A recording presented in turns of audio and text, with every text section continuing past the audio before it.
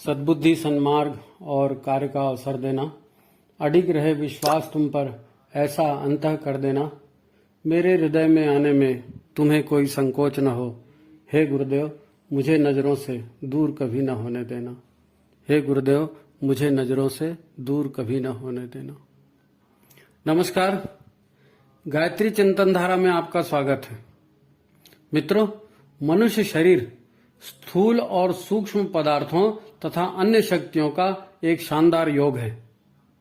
इसमें विधाता की विधि व्यवस्था स्वयमेव काम कर रही है। इतना ही नहीं, ईश्वरीय चेतना का एक अंश भी इस शरीर में है। ये समझने वाली बात है। एक सामान्य व्यक्ति दुखी होता है, हंसता है, निराश होता है, गुस्सा करता है, झगड़ा करता है। ऐसा भाव उसके मन में कहां से आ रहा है, ये उसे नहीं मालूम। इस तरह के भाव बार बार आते हैं, उसका स्वभाव बन जाता है, तब क्या होता है ये भी उसे नहीं मालूम। खुशियां मिलने पर या प्रसन्न रहने पर शरीर के किस सिस्टम में क्या असर होता है, क्या फर्क पड़ता है, दुखी रहने और चिंतित रहने का, क्रोध में रहने का क्या परिवर्तन शरीर में होता है, ये उसे नहीं मालूम। इसलिए वो चाहता तो है कि वो सदा स्वस्थ और प्रसन्न रहे, पर ऐसा हो नहीं पाता। हमारे शरीर में छोटी छोटी सैकड़ों ग्रंथियां हैं, जिसमें तरह तरह के सूक्ष्म रासायनिक द्रव या जिसे हार्मोन्स कहते हैं बनते रहते हैं। विचारों का इन पर प्रभाव पड़ता है।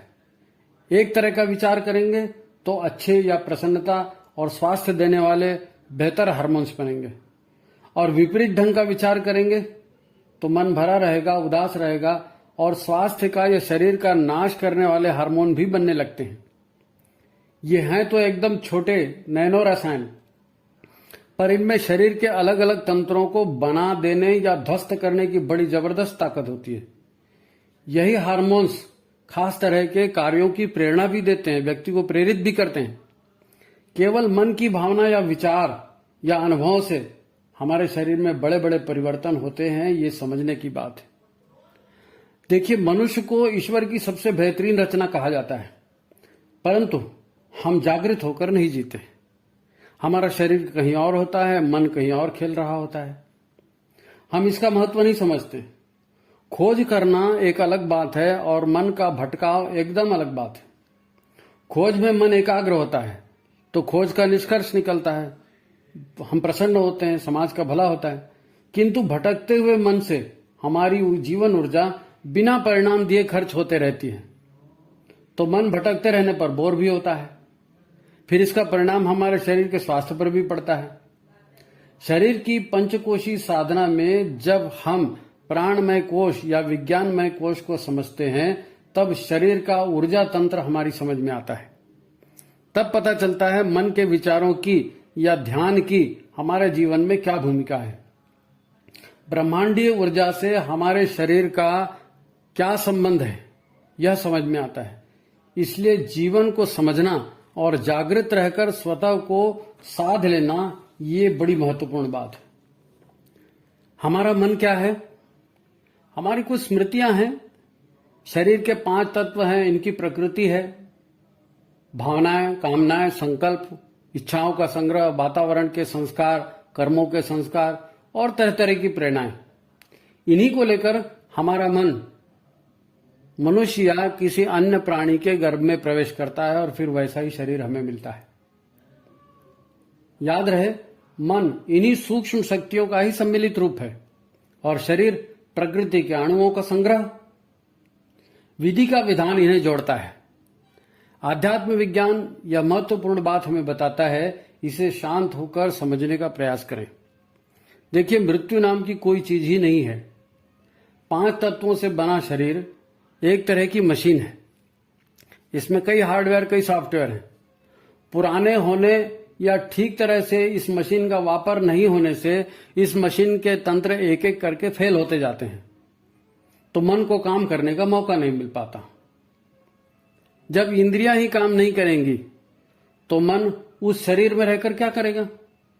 तो मन अपने इस सारे विचारों, संस्कारों के संग्रह को लेकर और उसमें चेतना को लपेटकर उस शरीर से, उस मशीन से बाहर हो जाता है।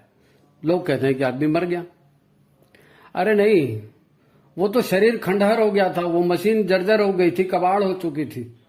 तो उस जर्जर कबाड़ मशीन को या उस खंडहर मकान को छोड़कर मन सारे संस्कारों को और चेतना को लेकर फ्रेश शरीर या दूसरे गर्भ में जाकर डेरा जमा ले। इतनी सी बात है। ये शुद्ध विज्ञान है, ये चेतना की यात्रा का विज्ञान है। इसको भी समझना जरूरी है। केवल भौतिक विज्ञान से बात नहीं बनती। आज जितनी वैज्ञानिक उन्नति होने के बावजूद हम रोगग्रस्त, दुखी और तनावपूर्ण जीवन जी रहे हैं। क्यों? देखिए, कानून और संस्कारों की बात मत करिए। उन्हें भी चलाने वाले तो मनुष्य ही है। वे भी हमारे और आपके जैसे परिवारों से निकले हैं। वैज्ञानिक प्रगति से दुख इसलिए बढ़े क्योंकि यह विज्ञान मात्र भौतिक विज्ञान है। चेतना का इसे कोई ज्ञान नहीं है। रसायनों और भौतिक ऊर्जाओं के बारे में ही यह बताता है। अभौतिक ऊर्जाओं के बारे में या भावनाओं, संकल्पों या ब्रह्मांडीय भौतिक ऊर्जाओं का इसे कोई ज्ञान नहीं है। शाश्वत चेतना या परमात्मा जिसे कहते हैं, उसे तो यह मानता ही नहीं है। तो यह आधा अधूरा सा विज्ञान ही हमारी सारी मुसीबतों का कारण है। इसी ने हमारी समझ को विकृत कर दिया है। तो इसे समझना होगा। और आज की एक आखिरी बात, ईश्वर या परमात्मा, इसका कोई आकार नहीं है। यह निर्गुण निराकार है। यह सर्वव्यापी चेतन सत्ता है। उसकी उपस्थिति मात्र से, उस चेतन सर्वव्यापी सत्ता की उपस्थिति मात्र से जिस महाशक्ति का जन्म होता है, उसी महाशक्ति को हम त्रिपदा गायत्री कहते हैं। इसी महाशक्ति से सत, रज, तम तीनों गुण बने हैं। इसी सत, रज, तम तीनों गुणों से युक्त महाशक्ति ने ही इन पंच तत्वों का निर्माण किया है, जिससे सारा ब्रह्मांड और हमारा यह स्थूल शरीर बना है। विज्ञान भी मानता है कि हर स्थूल संरचना का आधार उसका परमाणु है, और परमाणु का आधार 3 आवेशित शक्तियां हैं, जिन्हें वो इलेक्ट्रॉन, प्रोटॉन और न्यूट्रॉन कहता है। तो अध्यात्म भी यही कह रहा है। सत तत्व, रज तत्व और तम तत्व, इन त्रिगुणात्मक प्रकृति को आध्यात्म बताता है। सत तत्व को आप इलेक्ट्रॉन कह सकते हैं, जो सृजन करने वाली शक्ति है। तमस तत्व को आप प्रोटॉन कह सकते हैं, ये विनाश करने वाली शक्ति है। और रजस तत्व को आप हर परमाणु के केंद्र में जो स्थित होकर संतुलन बनाता है, उसे आप न्यूट्रॉन कह सकते हैं। इसी को धार्मिक भाषा में ब्रह्मा, शिव या विष्णु की शक्ति कहते हैं, और कहते हैं कि ये त्रिदेव से ही पूरी दुनिया चल रही है। मित्रों, आप गायत्री साधना कर रहे हैं, तो गायत्री साधना उसी आदि शक्ति की साधना है, जिस आदि शक्ति से सारा ब्रह्मांड बना है। सतरजतम शक्तियां बनी है। तो ढंग से इसकी साधना करनी चाहिए। तब तक, जब तक शरीर है, कर लो। ये मौका गुरुदेव ने दिया है। आपको दीक्षा देकर ये अवसर गुरुदेव ने दिया है। पर इससे आगे आपकी मर्जी। ठीक है, तो ये आज की बात थी। मित्रों, ये गायत्री चिंतन धारा है। आप इस चैनल को सब्सक्राइब करें, लाइक करें और ज्यादा से ज्यादा शेयर करें, ताकि ज्यादा से ज्यादा लोगों तक यह चिंतन धारा पहुंच सके। आज इतनी ही बात। नमस्कार।